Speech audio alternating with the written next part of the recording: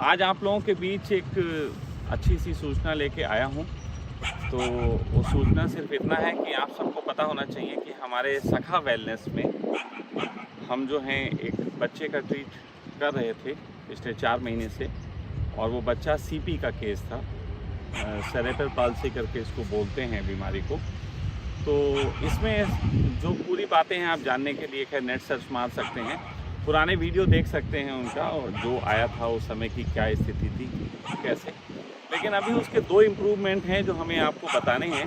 तो पहला इम्प्रूवमेंट तो उसका बच्चे का ये बहुत बड़ा इम्प्रूवमेंट है कि जिसमें उसके हार्ट में एक छेद था, जिसकी वजह से उसके मस्तिष्क को प्योर ऑक्सीजन और प्योर ब्लड नहीं मिल पाता था।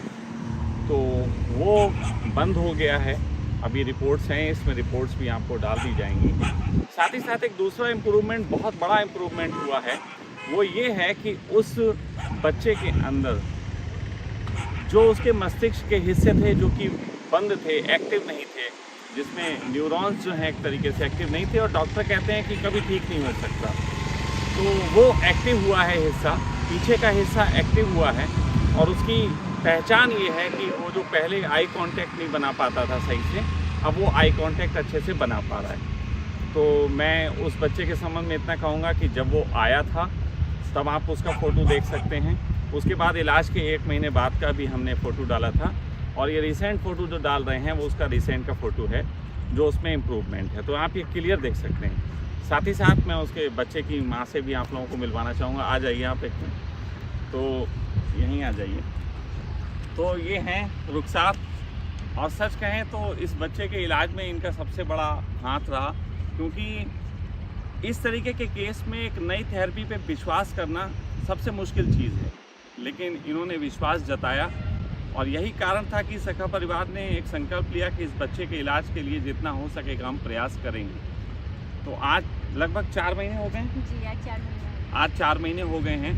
तो मैं चाहूँगा थोड़ा ज़ोर से भी बोले ताकि आवाज़ आ जाए। तो 4 महीने हुए हैं, और उस 4 महीने में आपको कैसा लगा बस इतना थोड़ा सा बता दो। बाकी इनके पुराने वीडियो आप लोग अभी लिंक में पड़ जाएंगे, वो आप देख सकते हैं। तो बाकी आप बताएंगे। 4 महीने में वो चीज़ें हुई जो इतने दिनों में हम एम्स में ट्रीटमेंट करवा रहे थे, इतने सारे टेस्ट हुए, उसमें कुछ नहीं हुआ। अभी बहुत हद तक हैदर की 80% 90% वो आंखों को स्टिल करने लगा। उसके पीछे के हिस्से भी, नेक भी थोड़े थोड़े करके वो होल्ड करने लगा, पलटी करने लगा खुद को, हाथ पाँव की जिसकी ग्रोथ रुकी हुई थी वो मार्क करने लगा। हर चीज़ में उसकी इम्प्रूवमेंट हो गया है, जो मैंने सोचा था कि नहीं होगा, यानी जब वो छोटे में करता था। लेकिन यहाँ आने के बाद पता चला कि विश्वास मैंने किया उससे बढ़ के पाया। तो आगे भी ट्रीटमेंट इसका चालू है। तो ये चीज़ है कि इनका जो बच्चा है वो एक बहुत अच्छी स्थिति में अभी तक है, 4 महीने का। और जैसे शुरुआत में ही हमें लगा था कि इसका इलाज थोड़ा लंबा चलेगा, हो सकता है कि 1-1.5 साल तक चले, और अभी भी ऐसा लग रहा है कि इलाज चलेगा, क्योंकि आगे का हिस्सा मस्तिष्क का अभी भी जो है उतना प्रॉपर एक्टिव नहीं है जितना होना चाहिए। तो लेकिन लंबे समय से यहाँ हैं। तो सखा परिवार ये भी ध्यान रखता है, वेलनेस का मतलब नहीं है सिर्फ हम एक रोगी को ठीक करें, हम उसके परिवार को रोगी ना बनने दें। इसके लिए भी हमने एक फ़ैसला लिया, और वो फ़ैसला ये था कि अब ये अपने बच्चे का इलाज अपने घर जाके जारी रख सकती है। उसके लिए सखा वेलनेस की तरफ से इनको जो मशीन है वो दी जा रही है, और जो सखा परिवार है ट्रस्ट, उसकी तरफ से इनको एक मशीन दी जा रही है, और सारा गाइडेंस इनका जितना भी रहेगा वो सखा वेलनेस की तरफ से होगा। और मैं चाहूँगा कि 6 महीने या साल भर के अंदर हम एक ऐसी सूचना सुने कि उसका मस्तिष्क पूरे तरीके से काम करने लगा और वो पूरा एक्टिव है।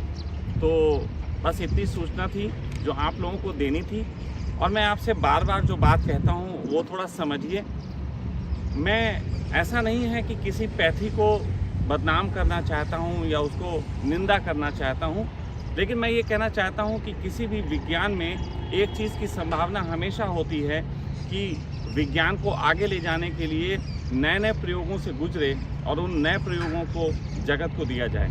सखा वेलनेस एक ऐसा ही प्रयोग कर रहा है जो विज्ञान की अभी तक के प्रयोगों से थोड़ा हटके है, लेकिन सफलता बहुत है। आज तक सारी पैथियाँ जो हैं वो जो काम करती हैं वो केवल और केवल काम करती हैं आपकी बॉडी से टॉक्सिन हटाने का। चाहे एलोपैथी हो, चाहे आयुर्वेदी हो, चाहे नेचुरोपैथी हो, चाहे और कोई पैथी, उन सब का मानना सिर्फ यहाँ पे है कि हमारी बॉडी में जो टॉक्सिन है वो हटा दो तो हम ठीक हो जाएंगे। लेकिन बहुत सी प्रॉब्लम बॉडी में टॉक्सिन के कारण नहीं और कारणों से भी होती हैं, जिसका इलाज उन पैथियों में संभव हो नहीं पाता। तो हमने ये देखा है कि हमारे सखा वेलनेस में और सखा की जो वेलनेस की थेरेपी है वो उन चीज़ों पे भी काम कर रही है जिन चीज़ों पे मेडिकल साइंस अभी तक काम नहीं कर पाई या और कोई पैथी काम नहीं कर पाई। तो ये किसी भी पैथी के लिए निंदा का विषय नहीं है, बल्कि उनके लिए एक जिज्ञासा का विषय होना चाहिए। ऐसे जो भी लोग हैं जो नई खोजों पे काम करते हैं, अगर वो मेरे पास आते हैं तो निश्चित ही मैं उनसे इस पर बात करके इसको आगे बढ़ाने के लिए प्रयासरत हूँ। यही सखा वेलनेस का प्रयास है।